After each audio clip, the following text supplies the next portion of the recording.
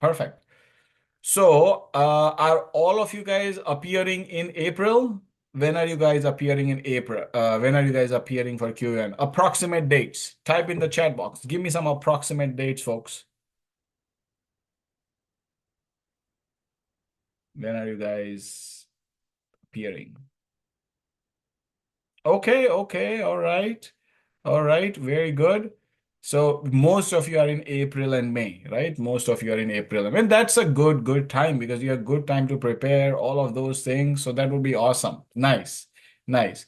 So if most of you are appearing, that's awesome. Good. Okay, let's start with the QE1 session and some of the new changes, right? All right.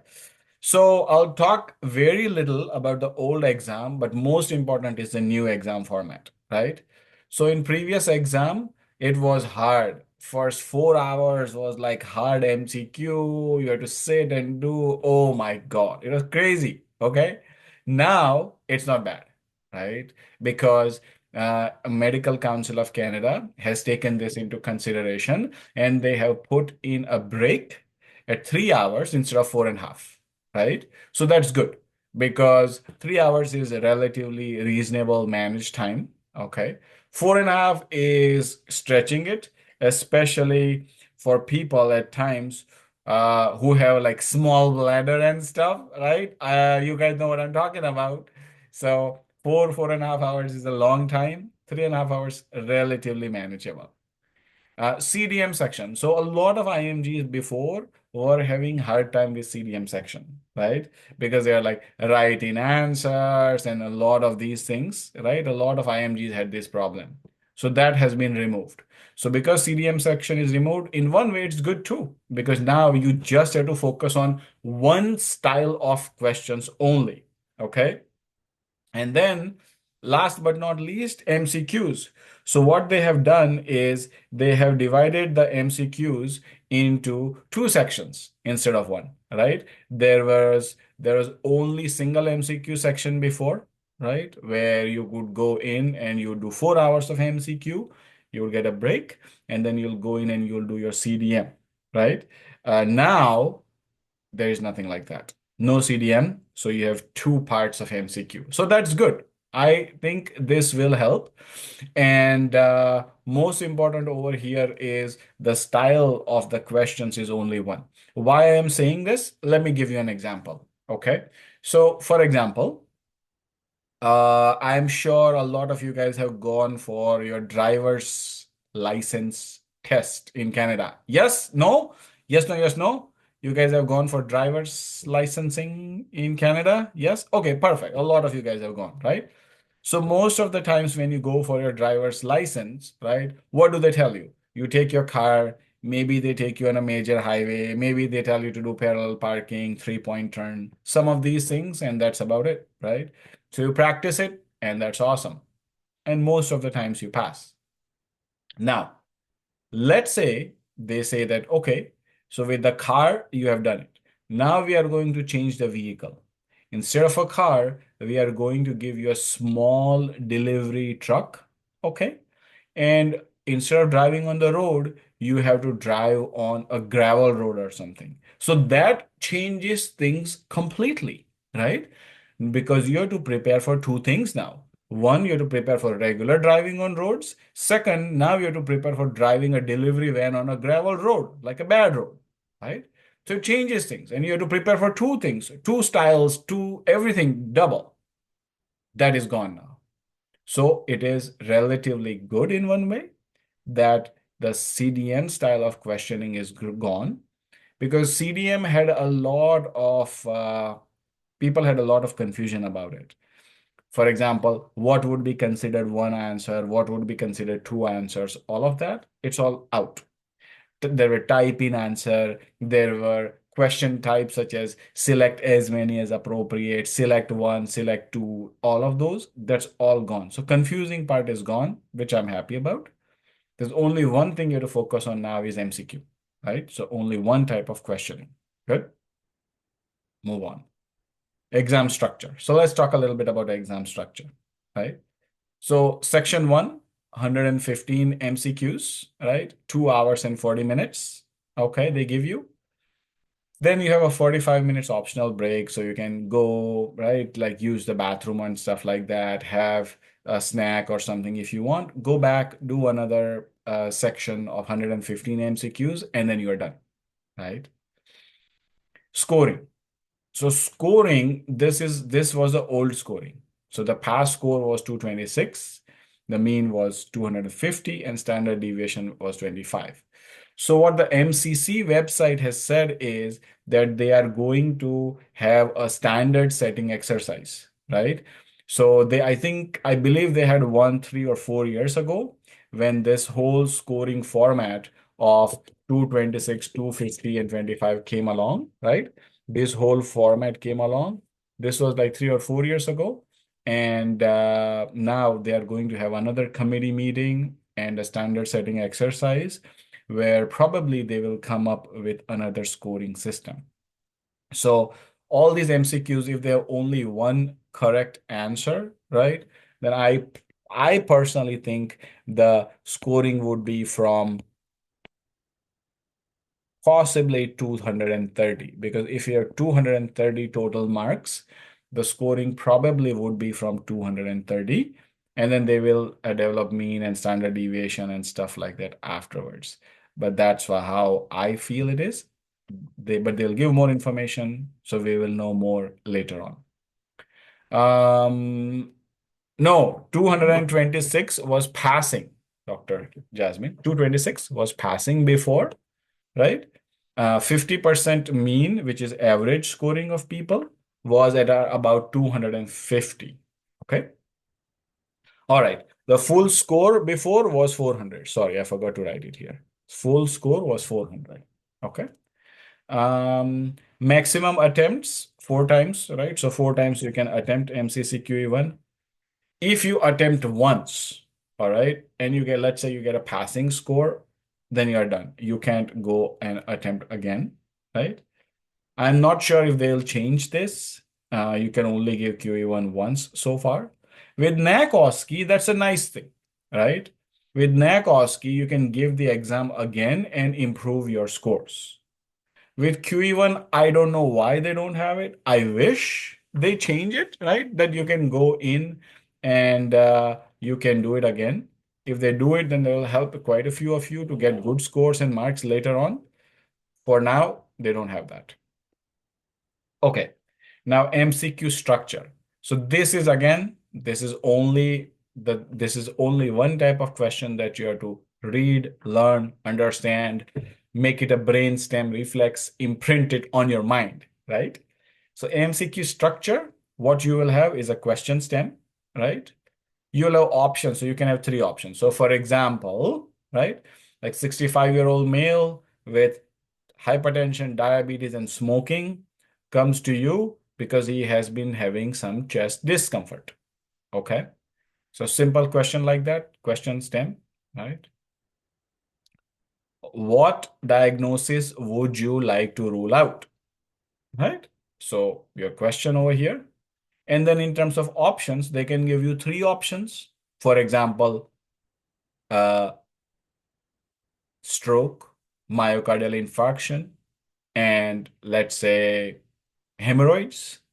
They can give you four options: stroke, myocardial infarction, maybe hemorrhoids and a fracture, or they can give you five options. So anywhere 3 to 5 options. There's only one correct answer. So previously there used to be like select up to two, select up to three, select as many as appropriate. All that stuff is gone now. There's only one correct answer. Okay. Also, there's no negative marking, right? So why is this important that there is no negative marking? Is because if you don't know what the answer is, then pick one and move on, right? Pick one and move on. So there's no negative marking. That's good too. All right. What next? Section. So we talked about this before. So there are two sections, right? Section 1 and section 2. And the same applies in USMLE as well, right? Like USMLE has same sections or blocks over there they call. So they have the same thing. So let's say these 115 MCQ, 2 hours and 40 minutes, you can go from MCQ number 1 to MCQ number 115 as many times as you want, in and out, right? However, once you submit it, Okay. And then you come from your break and you start section two, you cannot go back to section one.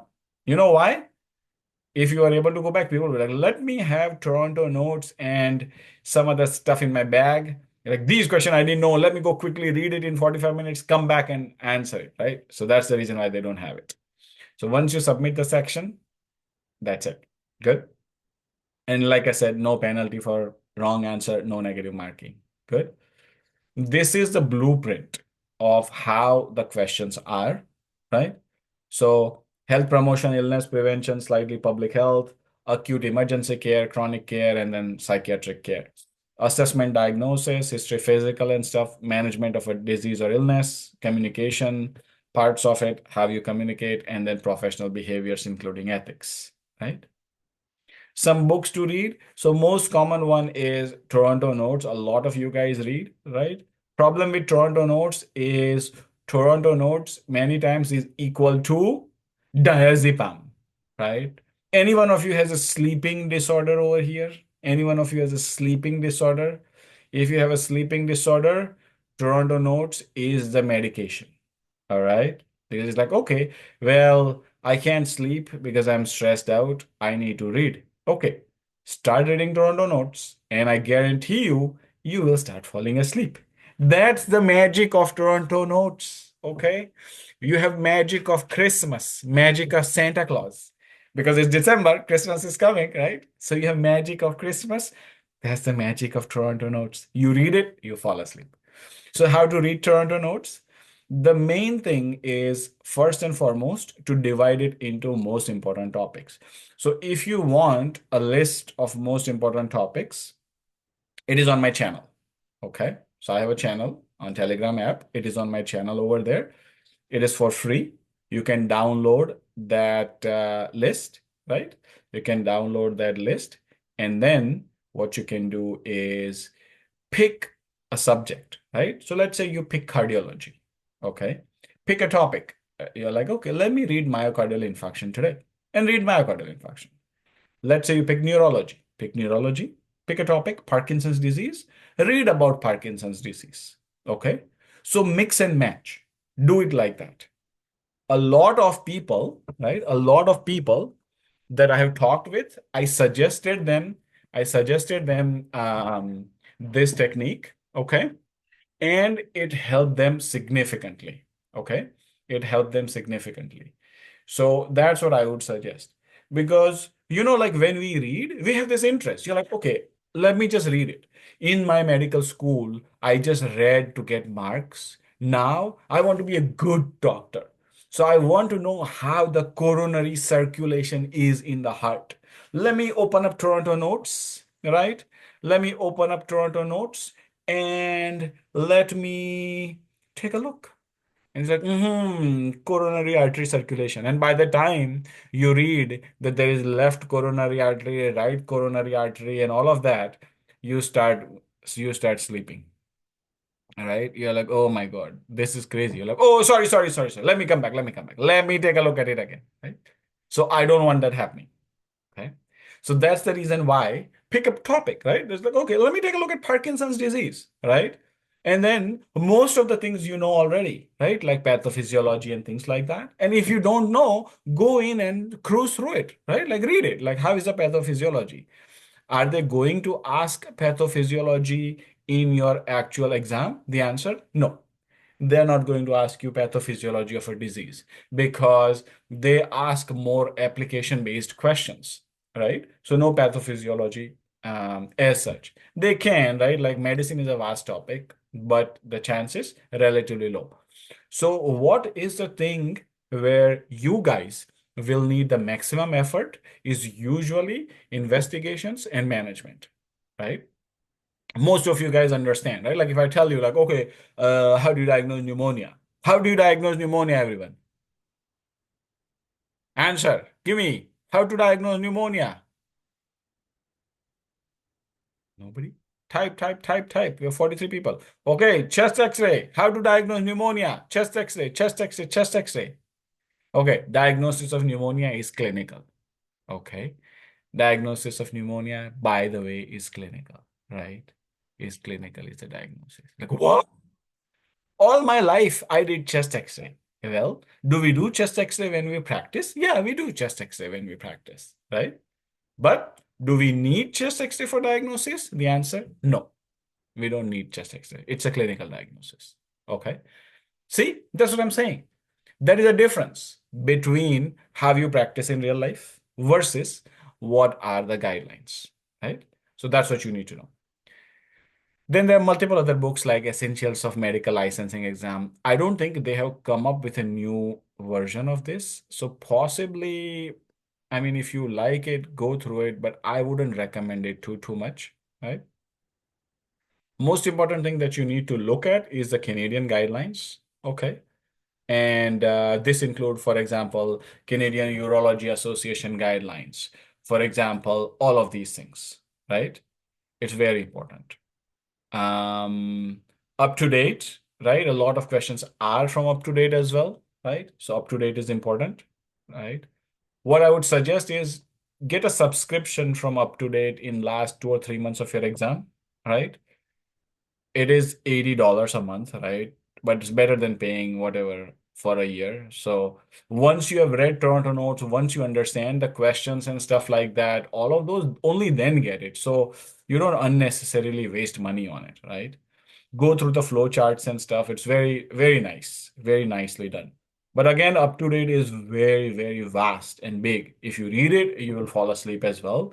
So you need targeted reading of up to date, right?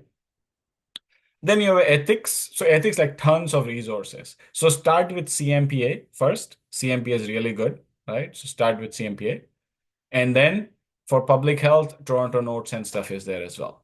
Question banks, I am not sure of the question banks anymore because the reason is, again, the whole exam is changing. So a lot of these question banks will have to change as well. If you are a person who is new and starting your preparation, right? If you are a person who is new and you're just starting preparation and you haven't read it in a while and things like that, I would suggest maybe go through UWorld or something, right? Maybe go through UWorld or something because they have good concepts and things. You get into the groove of doing questions and stuff, all of that. Do it for a few months. You will feel a little bit more confident. You'll feel like, yes, I am a good doctor. I am going to score really good in my exam. So you'll feel confident. So do a little bit of UWorld if you need to, right? MCCSAE, self-assessment exam, that is the best possible ones, right? That is the best possible ones. I haven't checked it on MCC website if they have come up with new ones or something. So if they do, that's the best thing to go through, right? Let's go through some sample questions, okay? And then I will also open it up for questions and stuff from you guys, and then we'll end our session. Give me 1 second.